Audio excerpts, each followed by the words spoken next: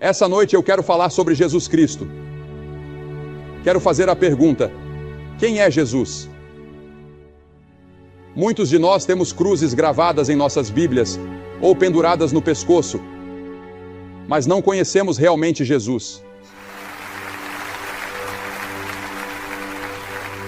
Você sabe, quando você chega ao Brasil, ao Rio de Janeiro, há uma enorme estátua de Jesus.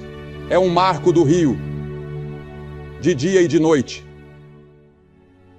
Ela tem 40 metros de altura. São 40 metros de uma ponta dos dedos à outra, com os braços estendidos. Alguém chamou este ano, neste país, de o Ano de Jesus. Uma das emissoras transmitiu recentemente uma minissérie sobre Jesus. Minha filha escreveu um livro chamado Só Me Dê Jesus. Há um movimento entre os adolescentes que faz a pergunta: o que Jesus faria? Quase todo mundo já ouviu falar de Jesus, mas milhões não sabem realmente quem ele é. Eles não o têm em suas vidas e em seus corações. E o mundo hoje está à procura de um Messias que venha nos salvar. Muitos anos atrás, o profeta Ezequiel disse: procurei entre eles um homem, mas não encontrei nenhum. Em outras palavras, Deus estava procurando alguém sobre quem ele pudesse colocar sua mão, abençoar e usar. E ele não encontrou ninguém disposto a se render completamente e entregar sua vida a ele. O mundo hoje, se você ler os jornais e assistir aos telejornais, está correndo loucamente rumo, eu creio, ao Armagedon.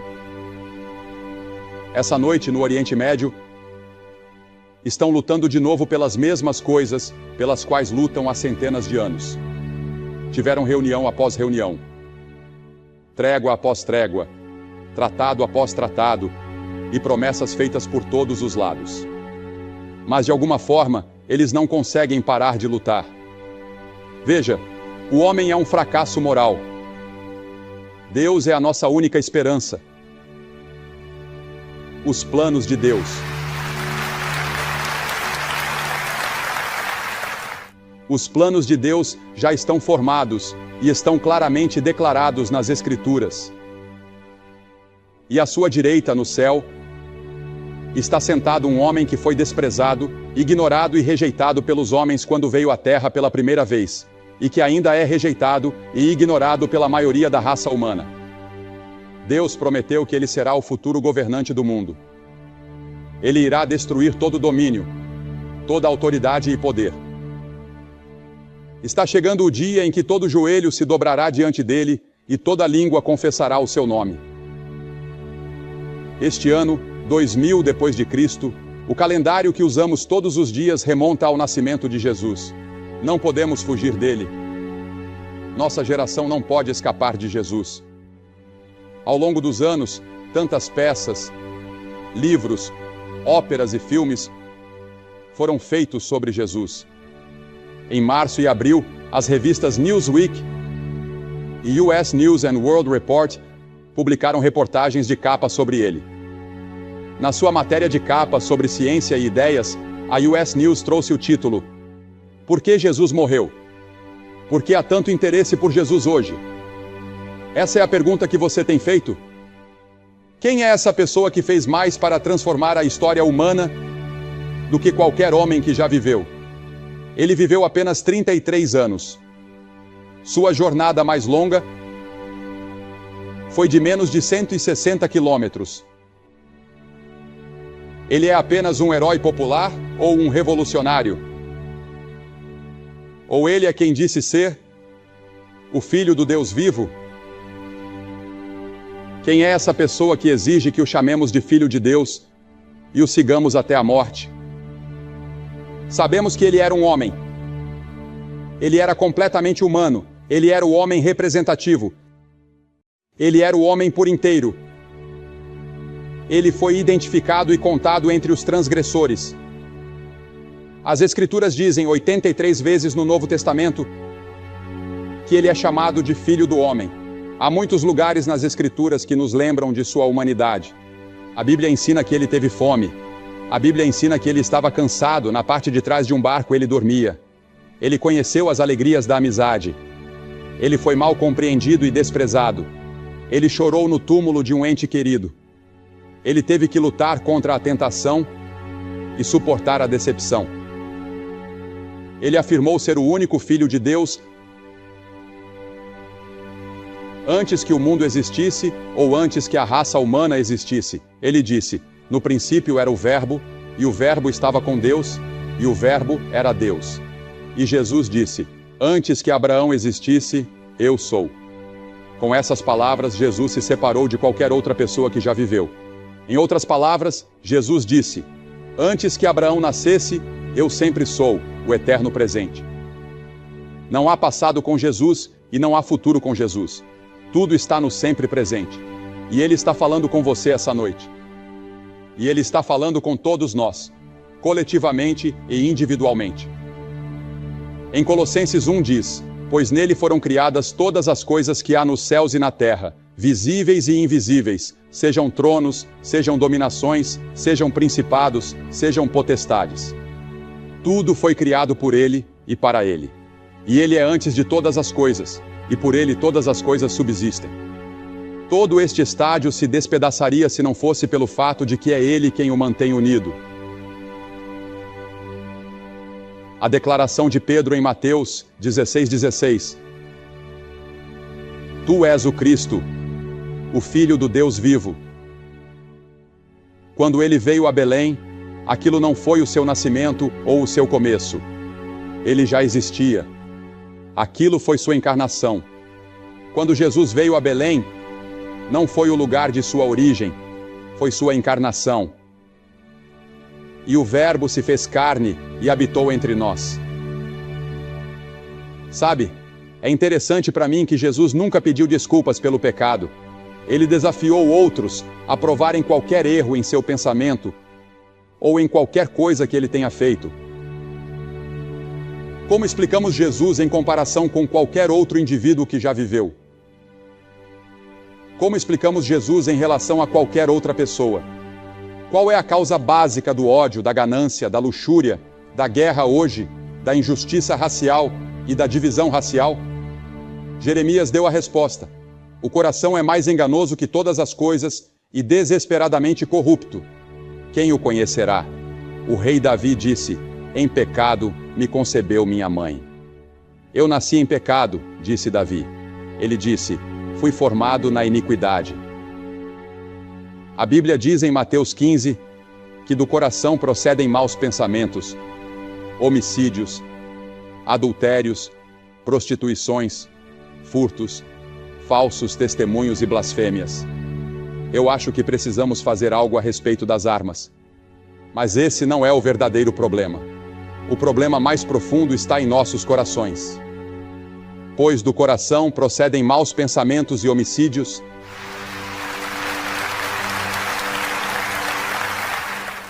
e adultérios, e furtos e blasfêmias. Todas essas coisas vêm do coração dos homens e das mulheres. Como você explica Jesus, sua autoridade? Ninguém jamais falou como este homem falou, diz João 7. Ele perdoava pecados. Nenhum outro profeta jamais perdoou pecados. Maomé não tentou isso. Buda não fez isso. Ninguém mais na história jamais disse: teus pecados estão perdoados. Ele também tinha autoridade sobre a natureza. Quando o mar estava revolto e a tempestade rugia, ele apenas levantou a mão e disse: cala-te, aquieta-te. E o mar se acalmou e a tempestade cessou. Ele tinha autoridade sobre as doenças. Toda pessoa doente que veio até ele com fé e que ele tocou, foi curada. Mas e quanto à sua morte? Diferente de qualquer outra pessoa que já existiu.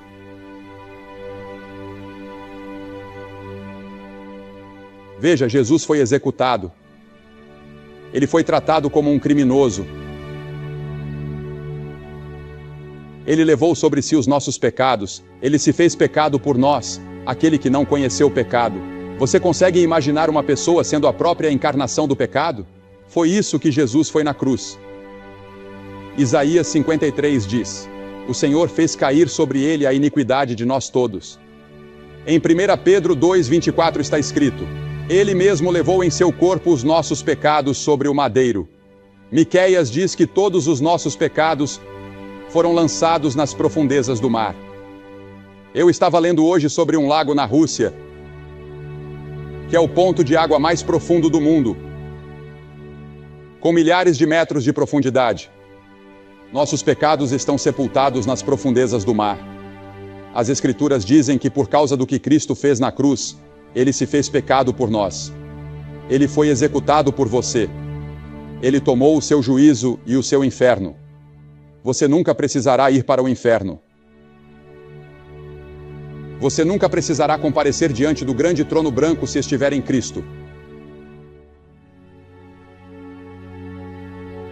Mas todos os outros irão. A Bíblia diz que chegará o dia em que Ele julgará o mundo inteiro. E você estará diante de Deus no grande julgamento. Centenas de vocês que estão aqui esta noite. E você não estará com uma grande multidão como essa. Você diz: vamos nos divertir quando chegarmos lá. Não, você estará sozinho. Você vai estar diante de Deus sozinho e prestar contas do que fez com Jesus e de como viveu a sua vida. E muitos de nós vamos ficar terrivelmente decepcionados e vamos clamar por misericórdia, mas será tarde demais. A Bíblia diz que clamaremos para que as rochas e as montanhas caiam sobre nós e nos escondam daquele que está assentado no trono, mas não poderemos. E a crucificação de Cristo é uma pedra de tropeço para muitas pessoas, porque parece loucura. A Bíblia diz: para os que perecem, é loucura. Muitos aceitam os ensinamentos de Cristo quando Ele diz: amem uns aos outros, mas param na cruz. É na cruz que você precisa chegar antes de realmente conhecê-lo. E você precisa confessar que é um pecador e precisa se arrepender do pecado. E a palavra arrependimento significa que você se volta, que você muda. Você está indo em uma direção na sua vida e está disposto a ir em outra. Você diz: mas Billy, eu não tenho essa capacidade. Eu tentei mudar. Eu tentei melhorar, mas não consigo. Não, você não consegue. Mas Deus vai te ajudar se você se submeter a Ele e disser: Senhor, eu preciso da tua ajuda. Eu preciso da tua ajuda até para me arrepender. Eu preciso da tua ajuda até para ter fé, para crer com o tipo de fé que eu devo ter. E você? E então há a ressurreição dele. A Bíblia diz que o levaram e o sepultaram após sua morte. Mas no terceiro dia, ele ressuscitou. E ele está vivo esta noite.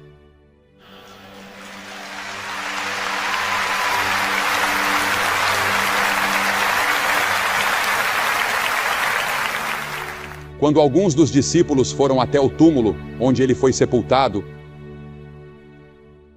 havia 2 homens ali, 2 anjos, que disseram: por que buscais entre os mortos aquele que vive? Ele não está aqui, ele ressuscitou. Jesus está vivo. E o que inspirou os discípulos a irem pelo mundo inteiro com o Evangelho foi a ressurreição. Estamos falando de um Cristo vivo, que pode entrar na sua vida e no seu coração hoje, e te transformar, e transformar sua família, e transformar seu bairro, e transformar Nashville, e transformar o centro do Tennessee, e transformar todo o país, se o deixarmos.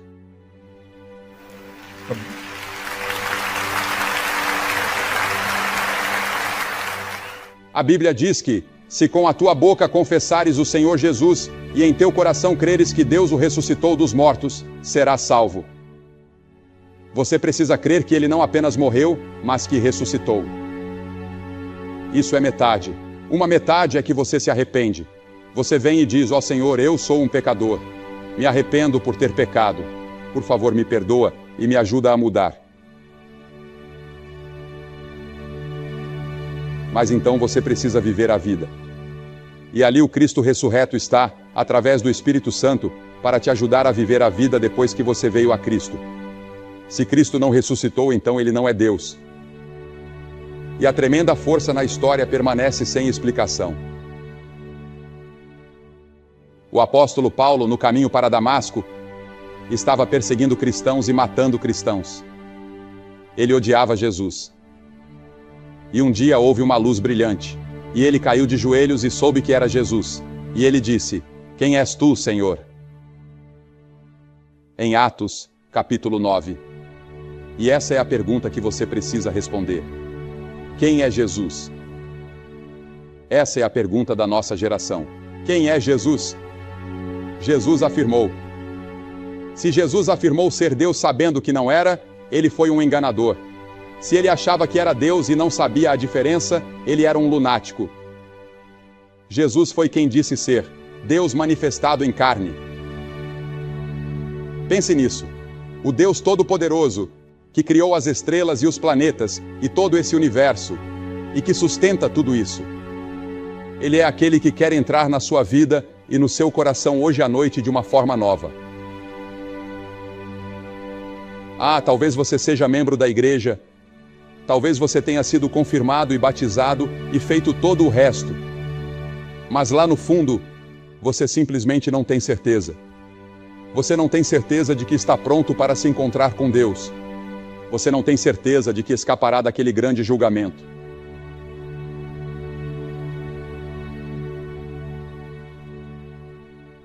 Você precisa encarar a pergunta que Pilatos fez. Que farei então de Jesus, chamado Cristo?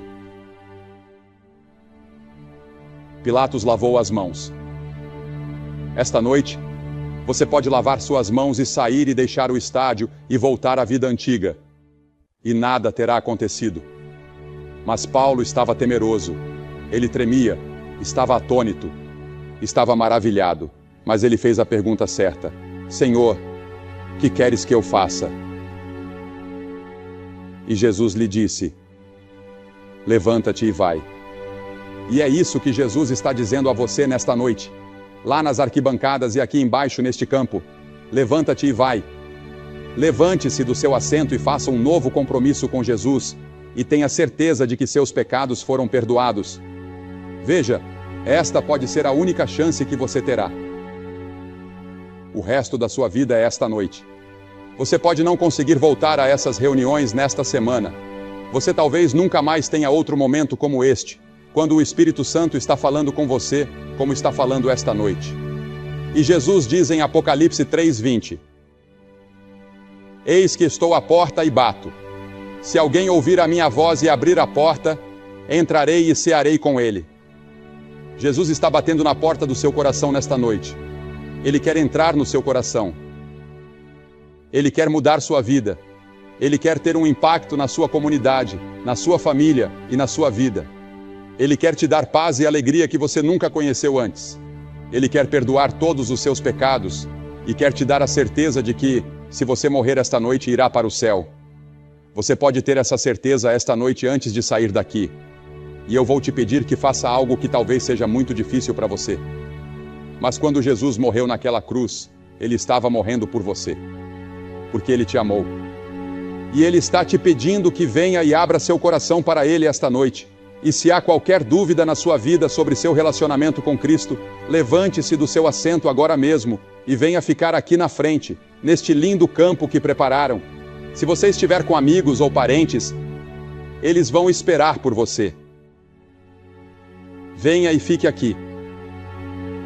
E eu vou dizer uma palavra para você e fazer uma oração com todos vocês e dar um material para te ajudar na sua caminhada nos próximos dias. Levante-se e venha agora. Homens, mulheres, jovens, centenas de vocês, apenas levantem-se e venham ficar aqui. É só isso. Por esse ato, você está dizendo a Deus: eu abro meu coração para Jesus, que morreu por mim e que ressuscitou e que está vivo esta noite. E Ele está batendo à porta do meu coração. Eu posso sentir isso. Levante-se e venha. Vamos esperar por você agora. Se você veio com um grupo, eles vão esperar por você.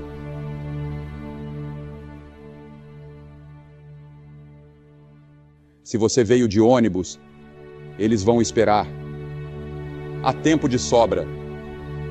Este é o momento mais importante da sua vida. Não perca.